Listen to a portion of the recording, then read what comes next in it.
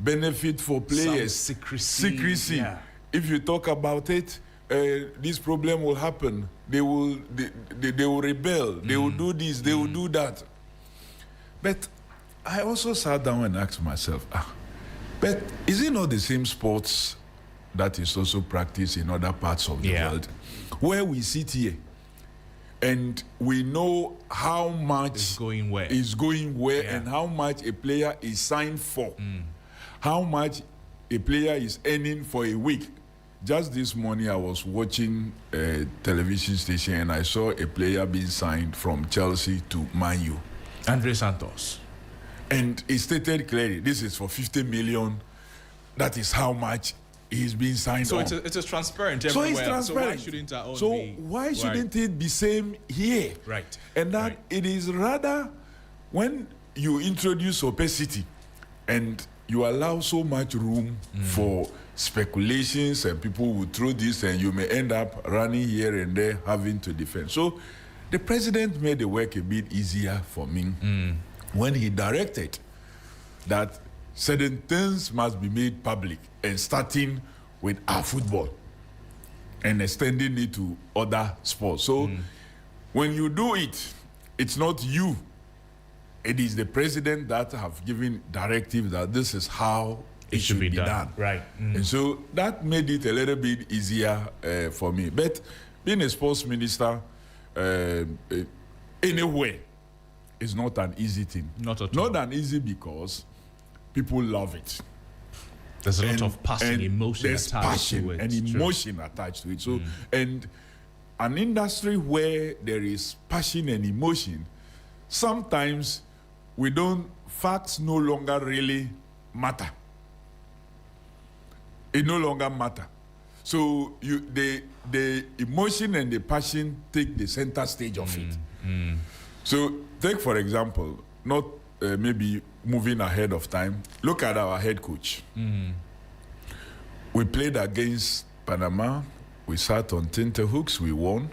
We came against England, and we drew, and we were so happy, full of praise of him, how great he was, and so on and so forth. We went against Croatia. Well, people have in their mind, we had already qualified. For the first time, we went to a World Cup where after playing 2 games, we knew that we were already in the next round. So our third match was more like giving. We didn't have to struggle so much. If we won it, well, it would take us somewhere else. Right. If we didn't, it would take us. So it was a matter of just looking at where you wanted to play more and you had opportunity to try many other hands. Right. So that was not so much of a problem. But when we came against Colombia and it didn't go well, you saw the transition. The same person that was praised and then the rest, the level, the bashing and everything that went his way and others. So that is how sports is. So it is never a place that you say, oh, I have done this and so I have done so well. So you can go to rest and think that, oh, the next moment you will be praised because of you don't get that. You don't get that. You don't live on past glories. You don't live on past glories. Anyways. So 2 things.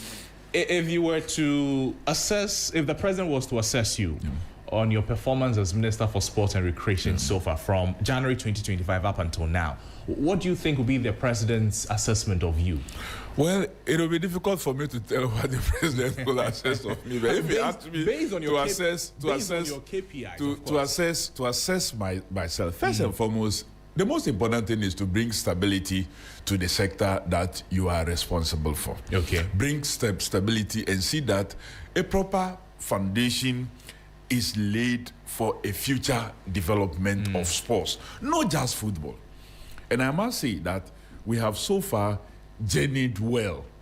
In terms of the stability and the foundation. Stability, the foundation. Look, critically speaking, if you take, we have been able to identify some of the key challenges that confront us as a country when it comes to sports and sports development. And sports is such that because it's a discipline, excellence is not achieved just overnight. And excellence cannot be achieved if you pick and choose. You have to basically understand the problem, look at how to deal with the problem. But of course, it doesn't also mean that because you see the problem and you think that the solution to the problem would have to be a long-term implementation of a certain project. So you ignore the immediate needs also. So, for example, you come in, you have a group of persons, some vocal, some voices behind the scene, who would think that, no, we don't like this situation. When His Excellency appointed me as a sector minister,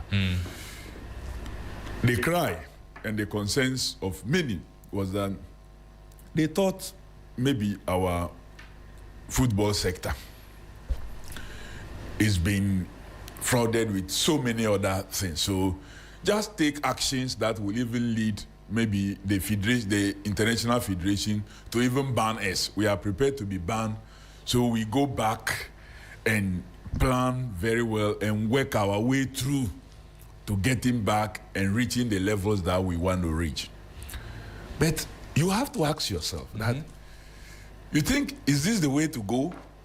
Because for sports, like we have said earlier, it's an emotional thing, it's a thing of passion. So sometimes some of those comments are based on emotions and are based on the passion that they have. If you give them that type of solution, in the next moment, the same people, when they begin to see others assemble for various events and various activities that you are not there, they will take you on. They've forgotten that they were the same persons who asked you that. Take some actions that will lead to this. What you need is therefore to look at solving the immediate problem, and also as well as setting the agenda for a long-term solution to what has brought us to the immediate problem. And I'll take you there. I'll take you on that tangent, Honorable. We're looking at the foundation to build that. We'll get to the immediate problem, and that, of course, certainly will have to do with the Black Stars. If we're building the foundation and there has been a certain template that as a nation we're used to, that gave us success in previous years, decades ago, when we won the AFCON, for instance, there was a clear path of development from cold football, under 17, under 20, under 23, even the Ghana Premier League at that time, it was at a certain level. Even when we were not getting immediate results, people were confident that we're following the right path. But the argument now is that that's not what we're doing.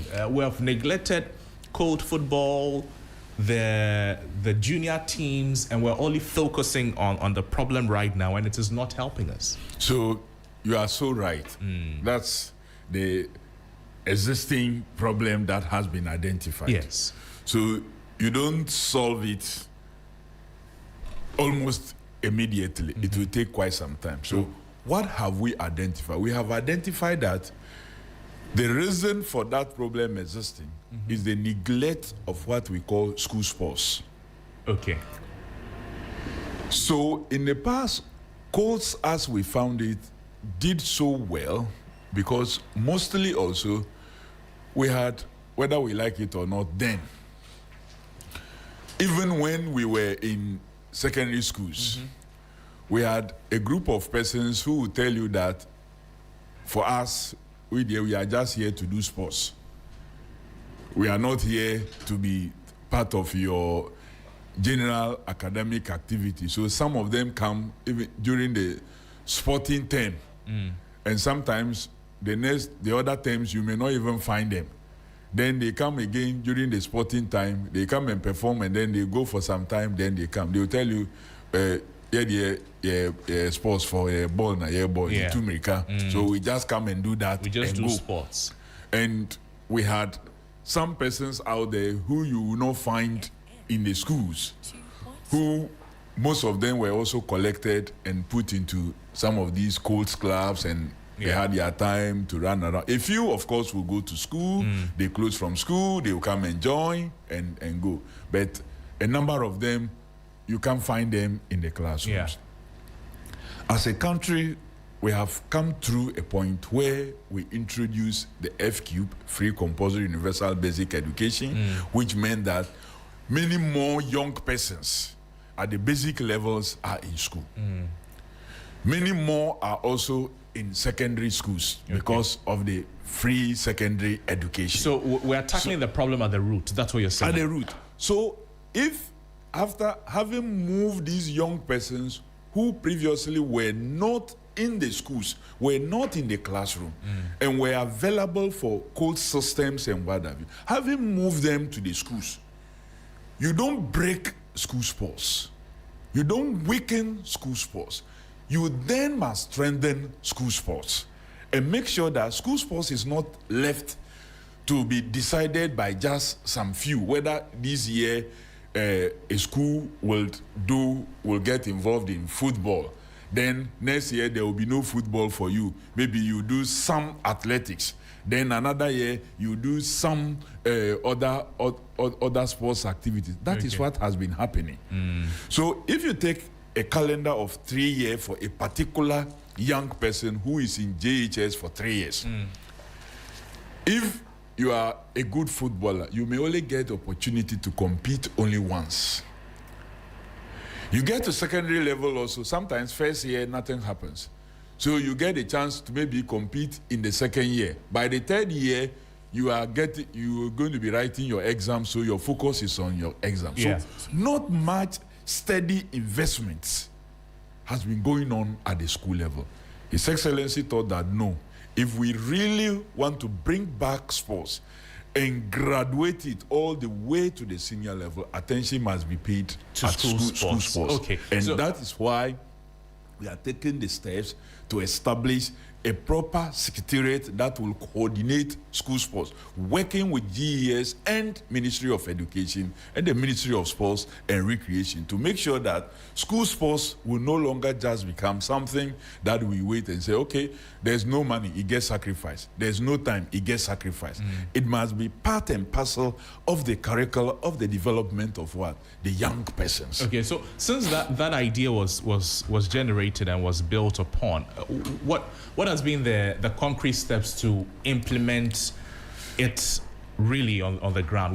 We see Milo Games, for instance, we see Interco, for instance, but beyond these events, in terms of curriculum, in terms of the various basic schools we have dotted around the country, practically, how is the idea of school sports investment, how is it happening there? So this is where I say it can't just happen over a month, a year or two. So various programs, various activities have to be drawn.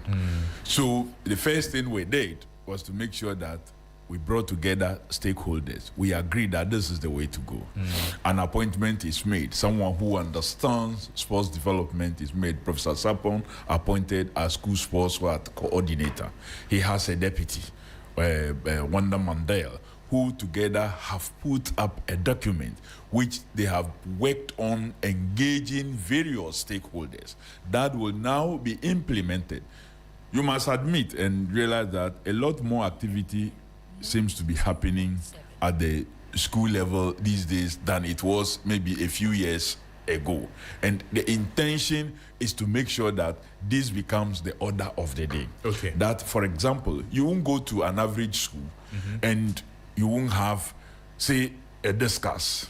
You won't have shot put. You won't have javelin. There are some schools that students will go through, they will never even know what is javelin.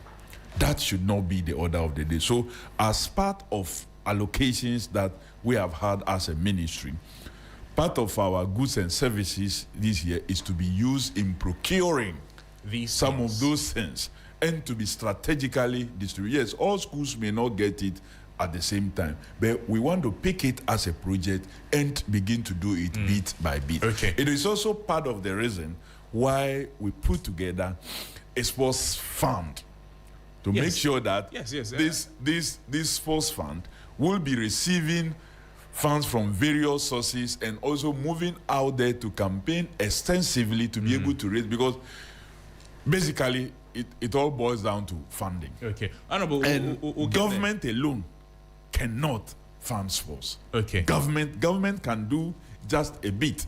Look, we just returned from the World Cup. Yes. Which happened in Mexico, Canada, and US of A. At least I was privileged to be in Canada and also in the United States of America, because those were the two countries we played.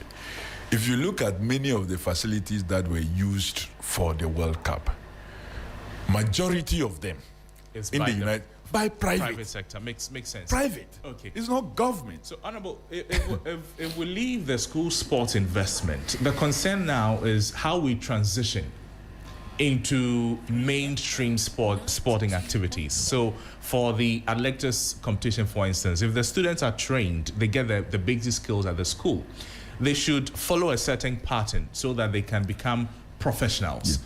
Now, this is the case where the transition teams or groups are also not performing very well. They're not getting the investment that they need. So when you take the track and field events, you are not able to have a situation of them being organized like into clubs beyond the school systems.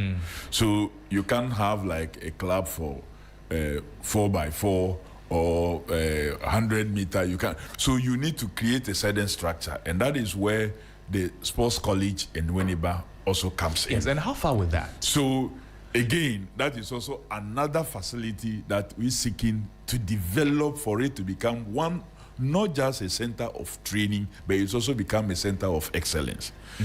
One area we have lacked, and which we must all admit that has led us to this point, is the absence of professionals in various fields. They should be trained. Exactly. And that is why we ask that. So the vision of founding maybe many administrations many years ago in establishing something like the Winneba Sports College and all the rest. Why did we kill it?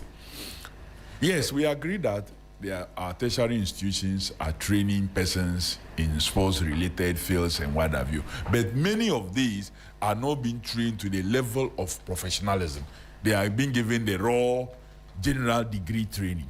So there should be an institution like the Sports College in Winneba that will be developed to the point that it can be accredited to award professional certification, so that somebody can finish maybe University of Education Winneba as a PE person, then go to that college to be fine-tune and become a professional, certified to now be able to. So we are going through all these processes. There's a bill that we have submitted to Cabinet that Cabinet has given its approval now for the Winneba, the sports college there, to become a college that will award professional certificates. So in other words, we have to raise the standard.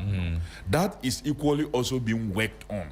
That's why I said things like these don't just happen overnight. Based on the promises that the NDC made as part of developing sports before they won the 2024 elections, the sports college was amongst them. Yeah, that's why I'm telling you. Redevelopment, the construction and all of that. But as we speak, granted that it is not supposed to happen in a day or two or a month and all of that, people want to see real impacts. They want to see real work being done. So they're asking, where is it? You said you would do it. You gave timelines. Where's the college? We have a mandate for 4 years, and we will not be able to complete. I just told you that a bill had gone through to Parliament. Cabinet has given approval. Now at the ministry level, we are fine-tuning and finishing everything, working with the Attorney General and with the Minister for Education for us to be able to conclude everything and present to Parliament. And once Parliament concludes, then it means that the processes of establishing, completing that promise in our manifesto will then be done, because at the end of the day, you need to go through all these processes. So it's not like we've been sleeping. We've done quite a number of things in that area. Just the same way that we saw through the sports fund bill, we will see this one also through. And before the end of our first term in 2028, you would have the sports college functioning effectively in the manner that we said we wanted it to be. Before the end of the first term of the Of course. And you've done... But for a few other things that we need to do, the bill should have been in Parliament by now. But so very soon we'll get it dashed and done and then transmitted to Parliament. So it begins the conversation about sporting facilities we have in the country. The stadiums that we have, or the stadia that we have as a nation. Management of these installations, we don't seem to do well. You go to the various pitches, they are not meeting standards. You go to the stands, the stadium itself is not meeting standard. How is the ministry not able to fix these things that belong to Ghana that will contribute to building the image of the country when it comes to sports development? You see, you are very right, and it's something that really bothered me by myself. And you remember those times, sports facilities used to attract a lot of attention, whether during playtime, the numbers that will attend the stadium, and the numbers that will pay, and out of that, the revenue that could be generated. It got to a point where stands became so empty. Then you ask yourself, why were they becoming empty? They were becoming empty because when you go there and you don't get the kind of service that you want, unless you are a fanatic of a particular team, that's why you go there regardless. That's where you go there regardless. Yeah. But even for that, it gets to a point where you will think that no, you've had enough. You've had enough. True. Especially when even the club itself maybe doesn't share enough information. The engagement, the fan engagement is not happening. You don't see the need to follow. So we need to be deliberate in making sure that we bring in other services into our facilities. Look, what we call the business part of sports facilities, mostly we ignore it. That even corporate boxes, do you know that our Accra Sports Stadium, the corporate boxes and the rest that we have, we rented them out and some turned them to storage facilities, where that's where they store their things. Who oversaw that? Well, that was what we came and that's what we witnessed. What's the situation now? No, so we've stopped. We said no. The corporate boxes cannot be turned into storage facility. If you want to store your, you want to warehouse anything, the stadium facilities are not warehouses. They are supposed to be an everyday functioning point. But of course, the whole stadium also needs some level of what? Renovation. The commitment now is, if we put in so much to renovate, are you going to make sure that you maintain it and run activities such that it will be beneficial? Not for me, not even just about repaying, but about it being beneficial. And will you do things that will allow people to pay a certain value for a ticket?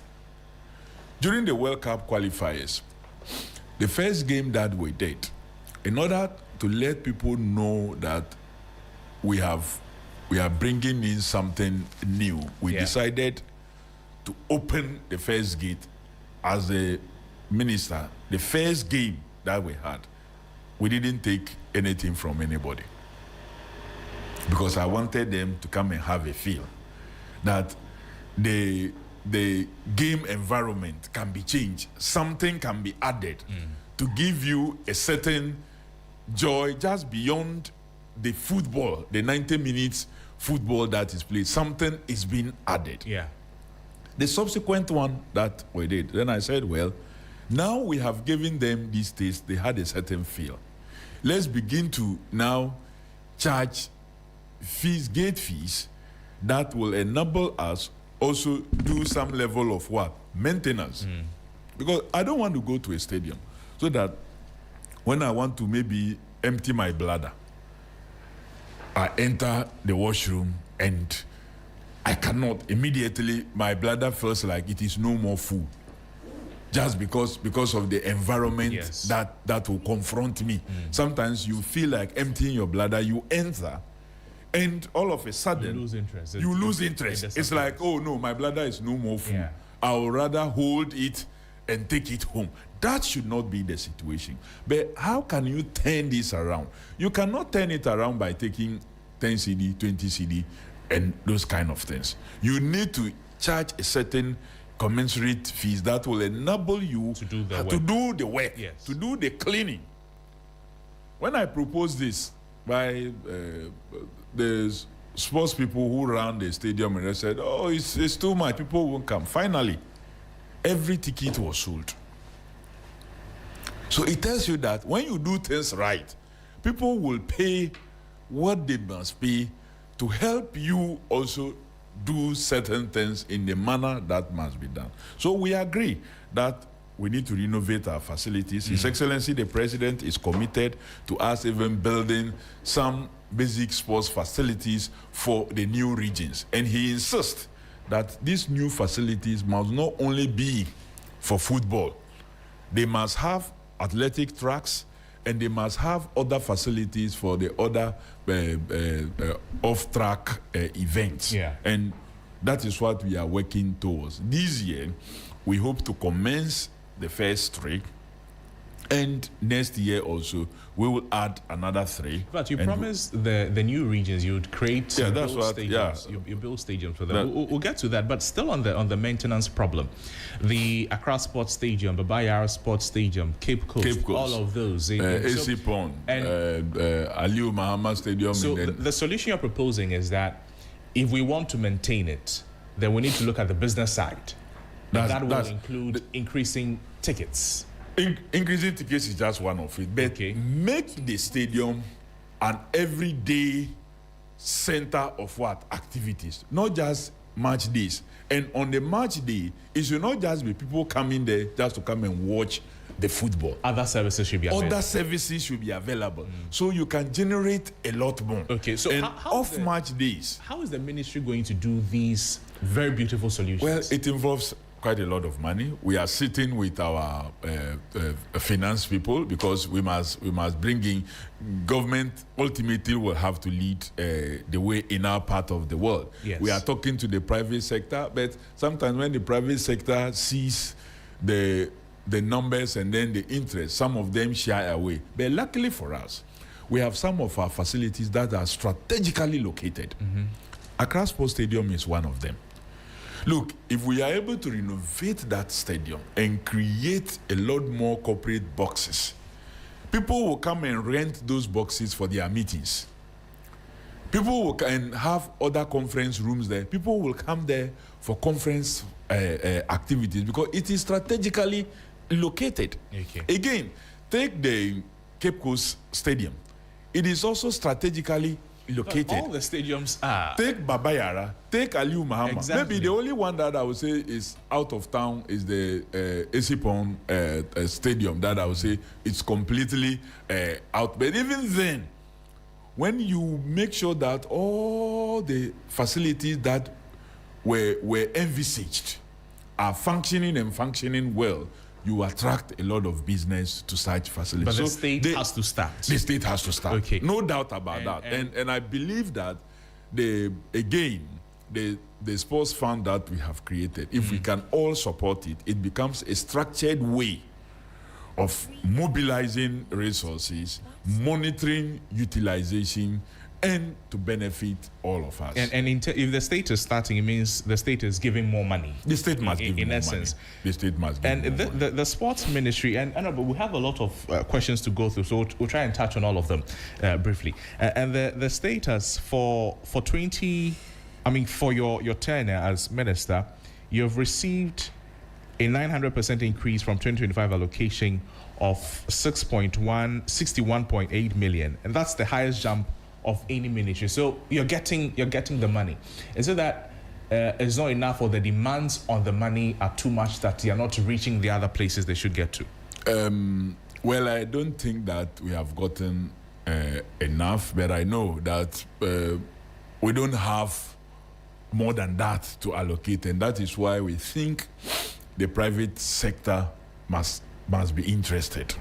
The private sector must come in, and it is the reason why when Ibrahim Mahama attended one of our games at the World Cup, and we sat together and were having conversation, and when he saw the facility where we played against England, and he was really interested in supporting the system for us to be able to have something of that nature, whether it is renovating an old one or completely building a new. He feels that building new is easier than renovating what already is there. Okay. And if I looked at the figures that comes to my table, I will agree with him that sometimes if you have a good location, you have a good land somewhere, if you want to build something new, it allows you to introduce right from the beginning things that you want to introduce rather than renovating what already But that also doesn't mean we should neglect the other one. No, not at all. Not at all. Okay.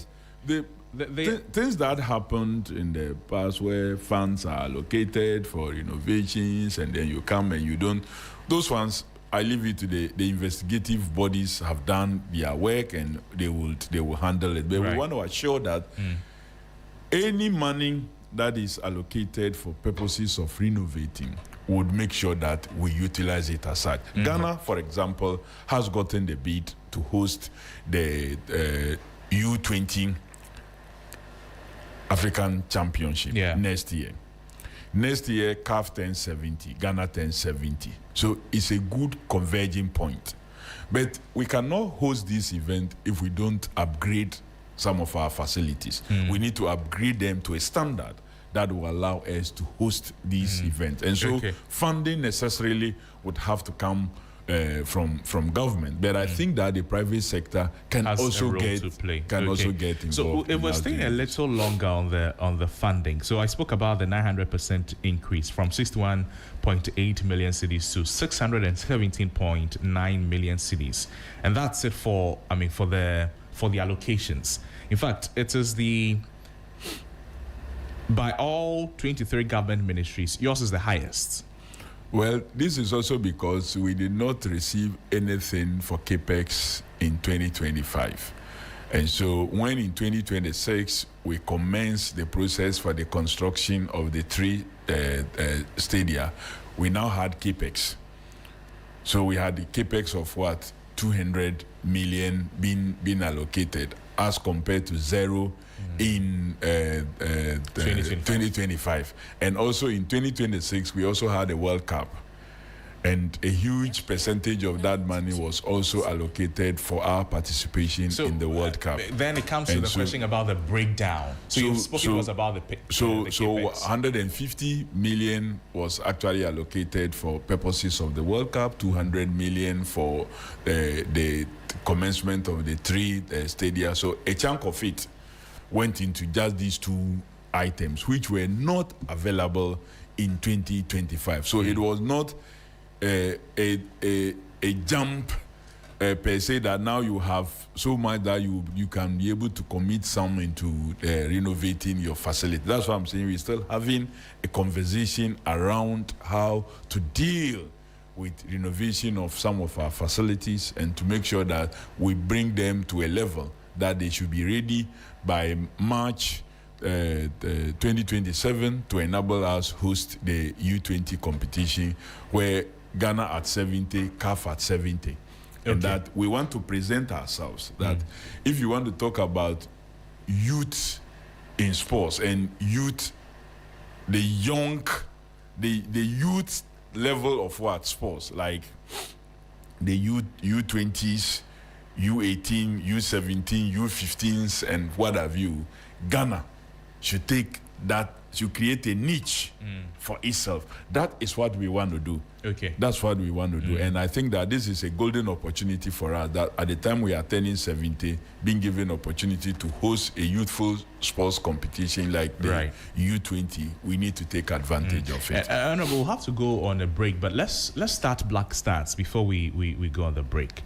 We just returned from the World Cup. What would be your individual independent assessment of the team that performed at the World Cup?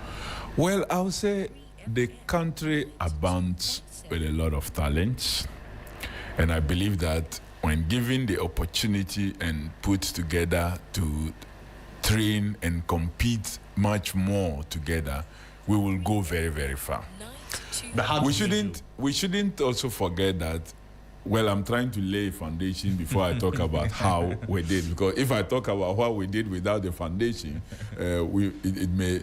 Don't forget that we failed in 2024 to qualify for the AFCON 2025. Yes.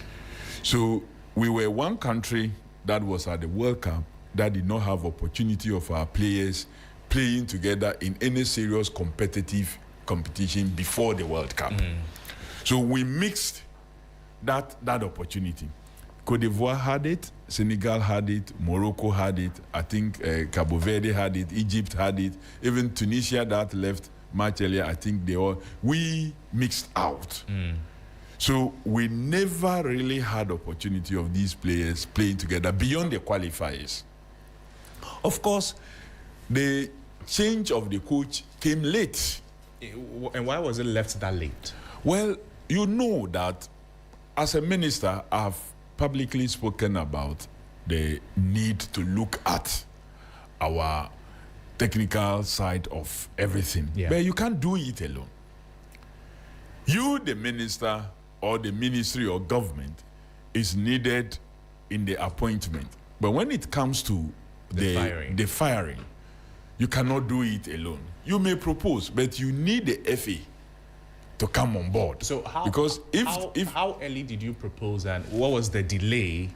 How long was the delay before it eventually happened? If I had my own way, this could have happened even before we concluded our campaigns towards the qualification.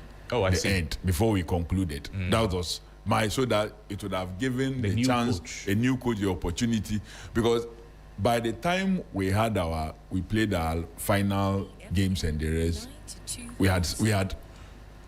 we were sure of qualification. So that's the time you wanted the so new that coach to if it had happened really at that time, would have given him much more time, one more qualifier, and then almost all the friendlies to play. What was the GFA saying as the reason why they wanted to play? Well, they also shared, in my opinion, but they thought that let's finish the qualification process and then we can then do a proper analysis. Yeah, we finished. But finally, we finished. We played friendly. So in the course of the friendlies, things exposed themselves, and we all finally now agreed that we needed to do it, and it was smooth. You see, if we had pushed earlier that no, this is what you wanted, you could have created some problems that we all don't want. But we all agreed finally, and we did it at the time that we did it, and it was smooth, except that we must admit it didn't give the coach enough time to be able to prepare the team. In terms so the coach can only came in more from his comfort point, and so focused a lot more from his comfort point rather than the defensive comfort point, rather than working entirely in almost all the departments of the team. And I believe that these are lessons that we've learned. So in analyzing all these situations, I wouldn't say that the team did badly, because this was a team that when it was leaving, many of you, the analysts, gave them no chance that they will not even cross the group stage, that they will just go and be beaten as per the facts and then the history. That in the group, you were ranked 74. The closest to you was ranked 34, Panama. Then you have England. Then you have Croatia.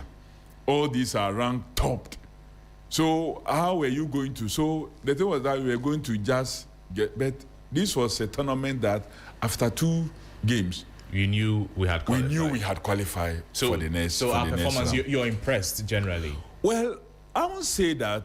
No, like I said earlier, football is passion, emotions, and everything. So you don't expect somebody to do well. The person starts doing well, you are happy, and then you start to aim even much higher. And so when you mix some way somehow, it doesn't give you full joy. So I wish we had gone further. But we did well. We did because look at the situation. Though football doesn't work that way. Yeah.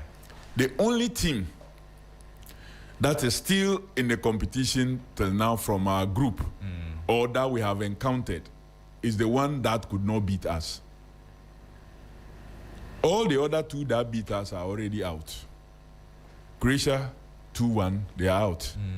Colombia 1-0, they are out. England that we drew with are still in there. That's the nature of football. Okay. So, fair enough. We did okay. We could have done better. We could have. I think that, well, seeing what, especially Colombia was a good side. They were disciplined. They had played together. They took advantage of what we suffered, because you all know that we suffered some injuries at the back, and so it put a lot more pressure on us, and they took advantage at the time. Senaya was down with an injury, and we conceded that goal, and it remained so till the end. And so they just took their advantage. Their lessons have been learned, and I believe that let's congratulate the team for what it is that they were able to. It was, I would say that it was a fair success for this campaign, knowing what we knew before we went in there, getting to the round of 32, for me going out of the group stage to where we reached and how we exited. Even though people will say whether you lost by 1-0 or 5-0 or 10, you still exited. Yes. So but when we got to round of 32, 13.8 million cedis, that's what the country got. That is what we will get. That is what we will get. So we don't have the money yet. Yeah, we don't have the money yet. If we get the money, I mean, when we get the money, does it go to the GFA? It comes to the ministry? No, so when we establish the sports fund, there's an act at 1159. That act says every money that as a country we make in our participation in any competition, in any international competition, whatever, whether it is athletics, whether it is volley, whether it is badminton, whichever, goes into the sports fund. All of it? All of it. The state will not even take anything for other budgetary support. So the 13 million is going into the sports fund. Unfortunately, we will not get 13.8 million because already FIFA had advanced some money to us for the preparation. Out of the 13.8? Out of the 13, 13. You know, for every country that qualified, you were given, I think, 9.5. Later on, they enhance it. And out of that 9.5, they will give you an advance for preparation. Okay. So that will be used for some of your friendlies and pre-tournament campaign expenses that you do. And all that will clearly be indicated. There will be accountability for all that. Funds that have been managed by the FA, they will do so. So the remainder that will come will go to the sports fund first.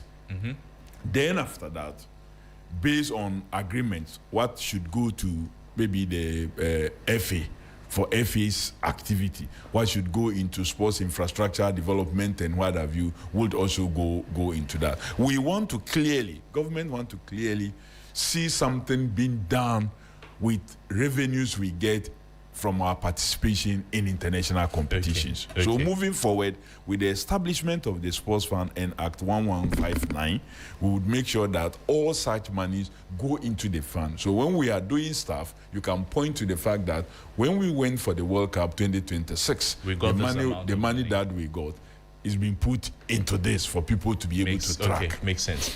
Let me take you a few steps back, and well, still on the Black Stars, of course.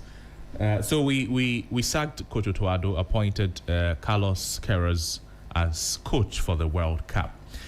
After the tournament, when we exited, he released a statement that almost communicated as though he was resigning. Later, we got to know he's not resigning.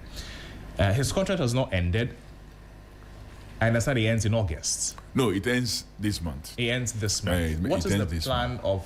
I mean, you also said that you play a role in appointing. You have a lot of say when it comes to appointing a coach. What what's the ministry's direction in the coaching direction of the Black Stars? Are we maintaining him? Are we beginning negotiations, or we think it's not good enough for sacking him? What are we looking at? I am part of the Team group that will have a conversation. I'm not the final say. And so it will not be appropriate to share my clear opinions at this platform when we've not concluded the conversation around it. But what I'm picking from speaking to all those who I think one need to speak to so far that we have engaged, the feeling is that we should give him the opportunity to stay a bit longer, and that he has proven he can do a job. A coach matters, and he can do a job if given the time to do so. That is the feeling. We are only discussing other conditions of engagement. That is the conversation that is going on now. Don't also forget that we are in July. We have only August to go. After that, in September, we start the AFCON qualifiers. And we are coming against Cote d'Ivoire first. In a way, he's getting a 2-year contract. Well, it's appropriate. If we have to give him, I would also join those who are calling for 2 years. So it will take you through to the AFCON. So there can be some level of stability. He can focus very well, prepare the team. And maybe we need to set him a target also for AFCON. If he achieves... When the AFCON? The AFCON is in, win or represent us at the very final stage. Because for a very long time... You go to the final and lose, you better not go. Just go and win the thing. You look at not qualifying to win. It's a good one if you achieve that. The contract is signed for the World Cup. The details remain sketchy, Honorable. You've spoken about transparency. People do not know how much he's on. How much is the coach earning? No. We spoke about this long ago.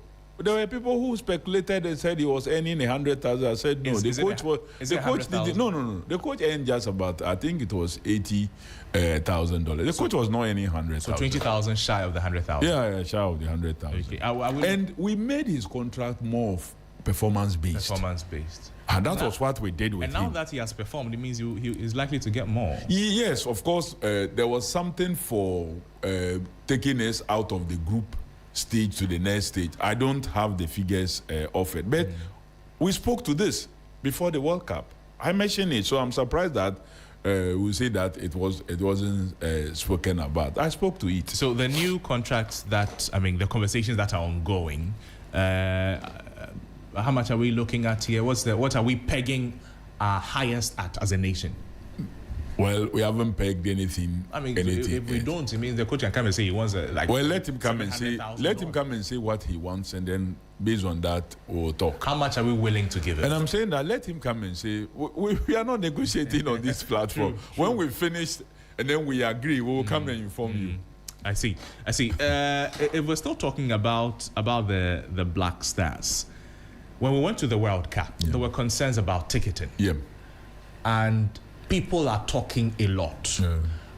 The president said, we're not able to carry all of you to go to US and go and watch the game. So the people in the US, go and watch the game. We'll support you with tickets. Yep.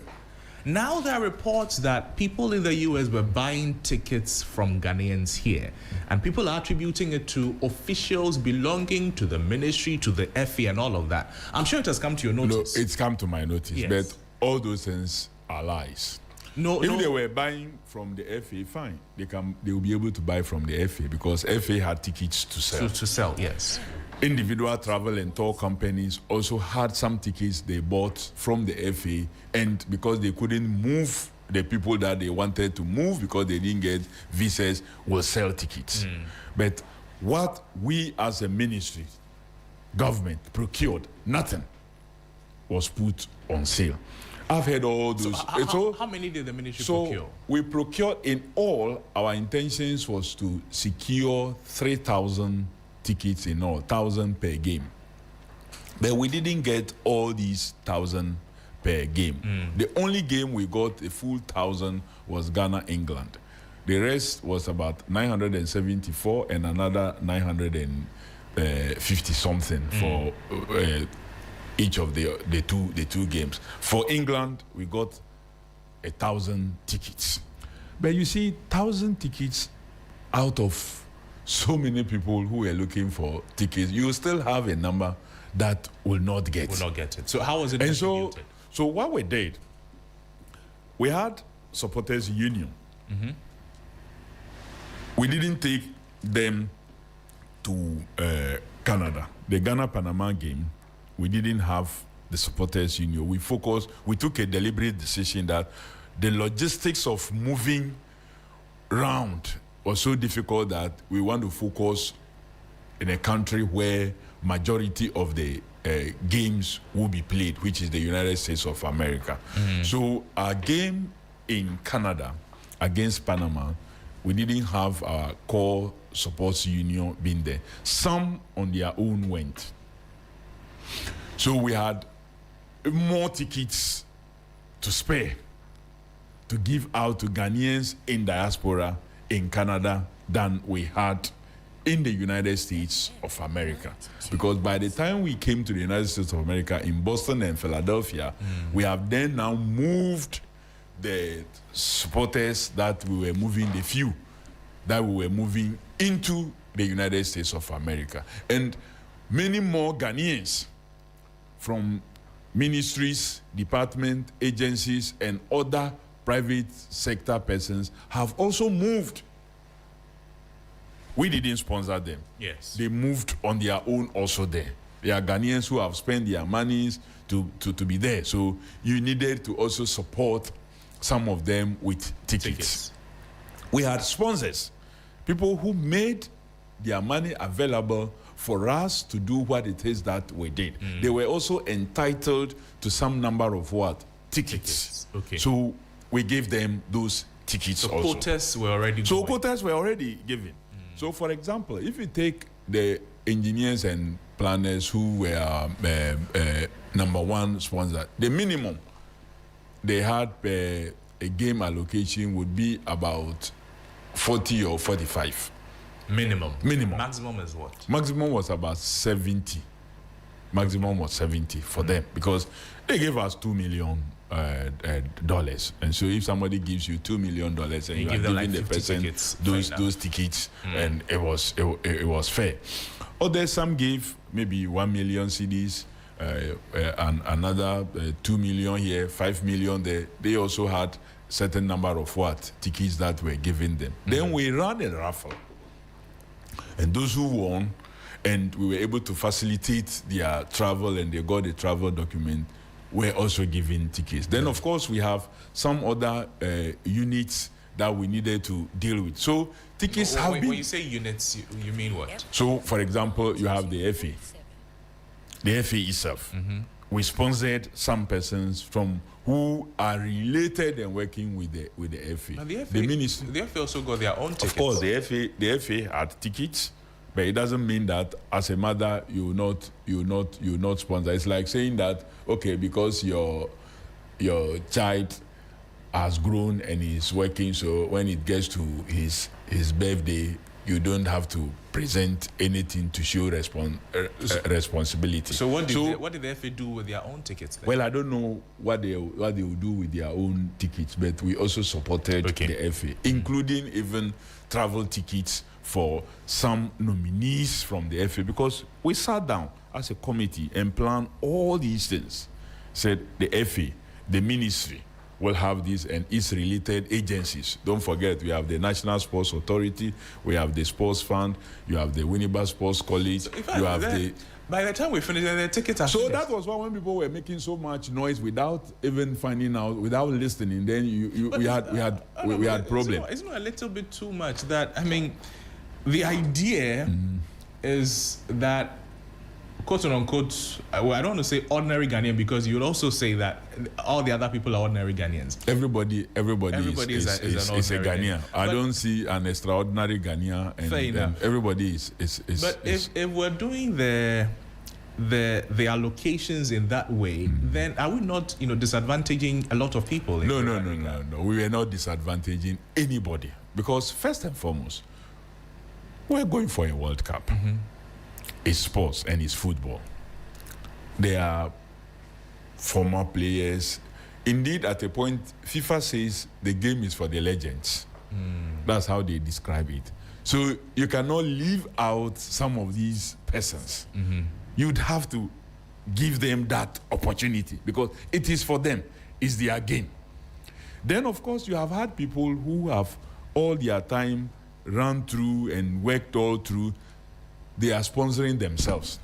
Like take maybe NSA that have worked all through, decides that, okay, aside maybe the two opportunities that you are giving us, we are able to raise some money to add a few more persons. They have sponsored themselves in terms of tickets. Yeah.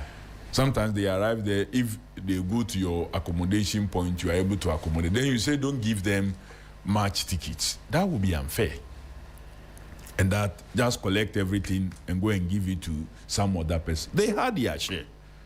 And we allocated everything clearly. And I'm saying that, luckily, these are not tickets that you just hold in your hand and go and say, okay, this is yours.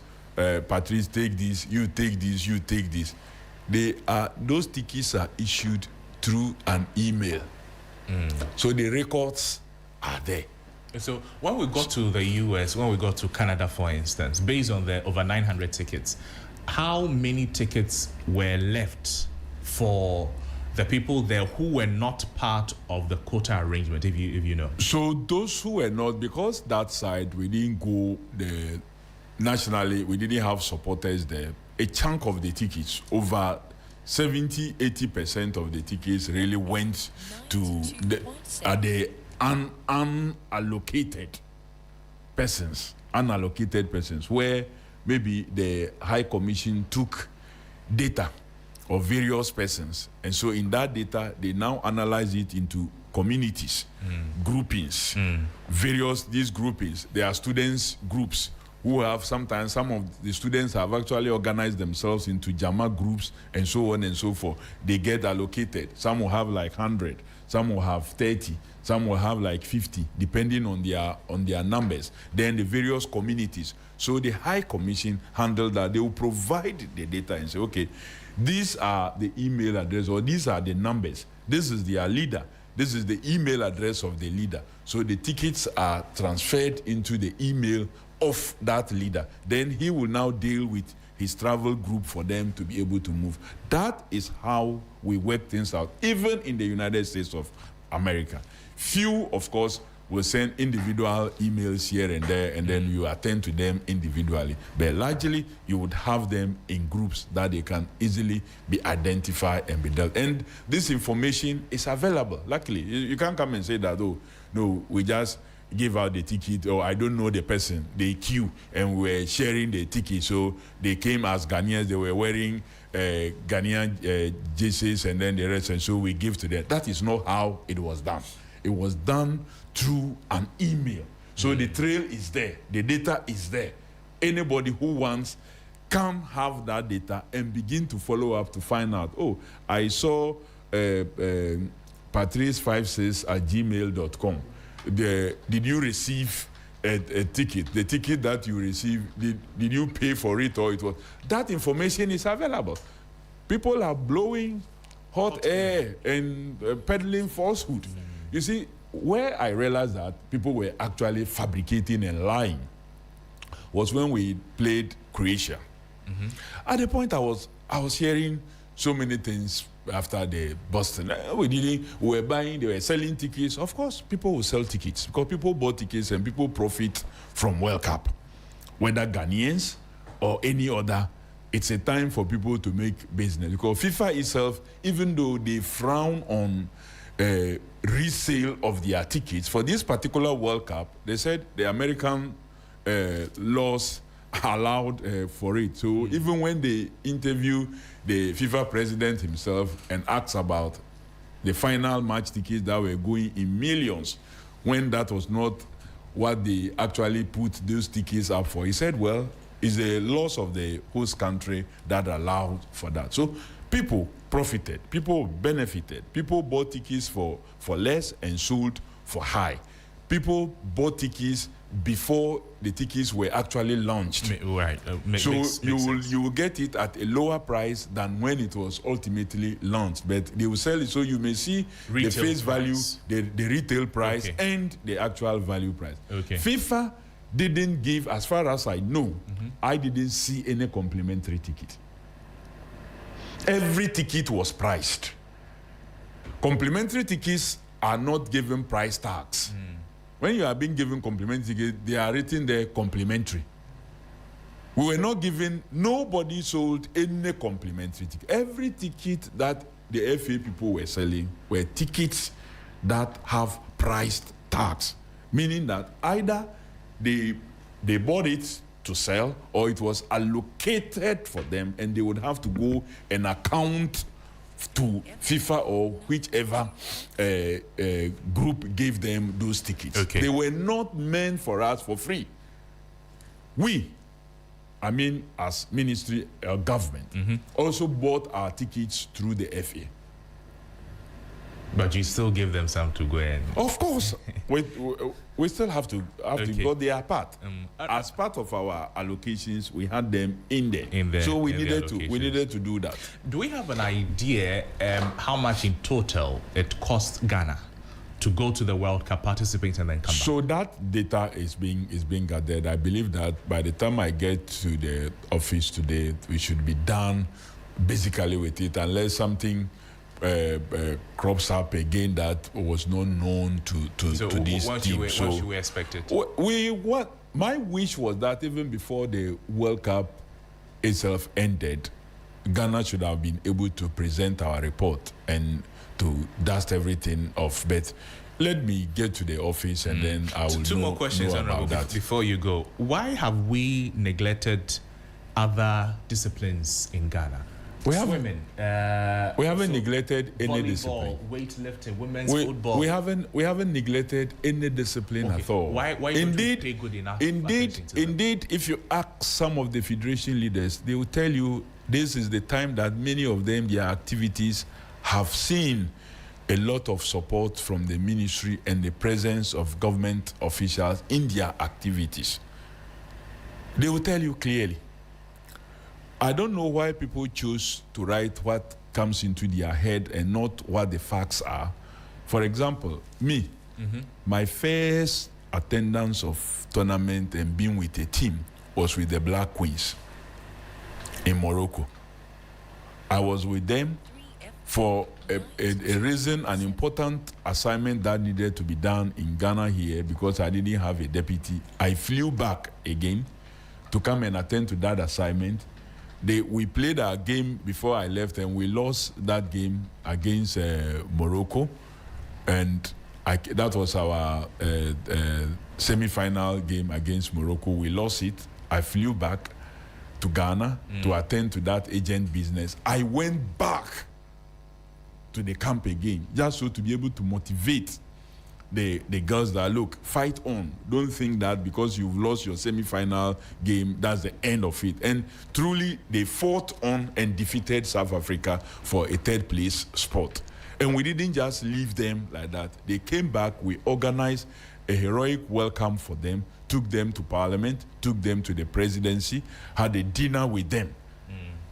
All these treatments that we extended to the Queens, nobody is talking about it. The presidency offered them a package, supported them when we went there. Nobody is talking about it. At the point, me myself, from my pocket, I equally also supported them. But they see everything wrong. It's as if Black Stars, we all want to always throw negativity towards them. So when anything is seen around them, it means that you are not supporting the other disciplines. But that is wrong. Volleyball, the level of support I've given to volleyball, ask them, even at the club level, Calibi, even the Ghana Armed Forces, when they qualify for the West African competition and they thought that they couldn't go, I have to fund their air tickets to enable them go. Volleyball, that is volleyball. Badminton, the same thing. Athletics. School athletics, the same thing. They are enjoying the same support. Indeed, this was about the first time that we hosted an event of that level here. As we speak now, Commonwealth Games, every athlete has been boxing. They went for training. Their ticketing and everything has been organized. They are there. All the other athletes, they are leaving by today is what, 14th. I think the last batch of athletes will leave today. So the Queens. It's not true. It's not true. Paying attention to them. It's not true. With the little that we have, government is doing so well to make sure that we support all sectors. The first school sports that was done, we made sure, even though ticketing price shot up unnecessarily so high, still we made sure that we participate. I know that you have to go. I said 2 questions. This is my very last question. Hope that is the last because I have to go. What is your... Okay, then let me ask it well. Let me put it together. How is it like working with a GFA? What is your working relationship with a GFA? Well, there are people who think that we should be publicly fighting to show that you are working, and when you are fighting GFA, that's what shows that. This is a group that is managing your biggest sport, which is football. How do you manage a system with them by just fighting? My style is that I don't normally see people as the problem. I see problems. I bring the problems and say, these are the issues that have been identified. Can we work together to resolve them?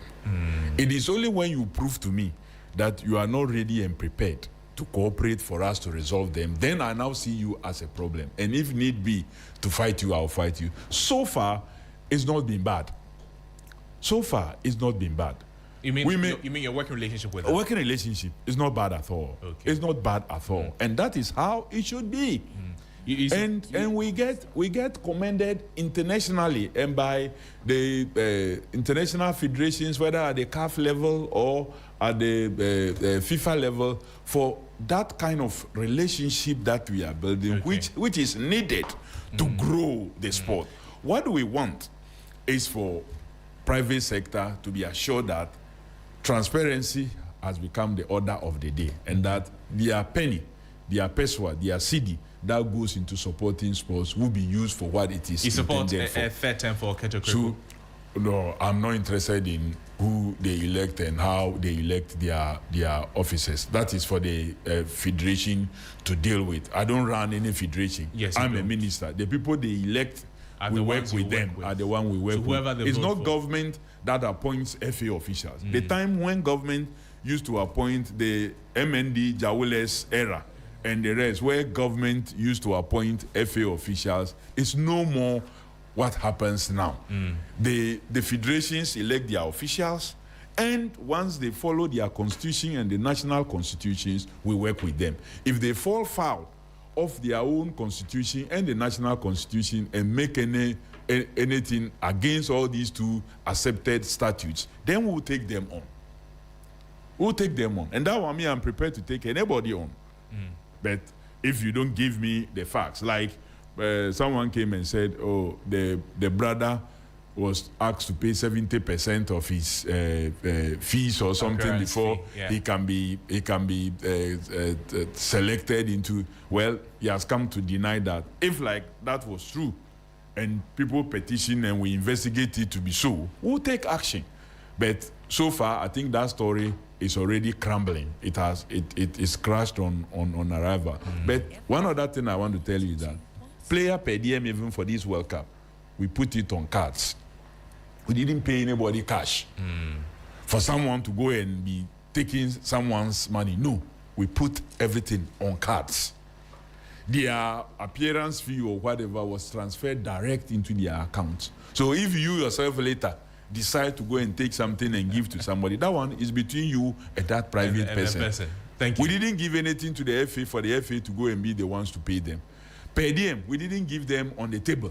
It was in their cards, electronic, giving them. That was how we handled this situation, so that everything can be followed and everything can be defended. Honorable Adams, we wish you all the best. Thank you so much. Thank you for the opportunity. We'll find some time to come and talk Exactly. more. There's so much to talk about in sports.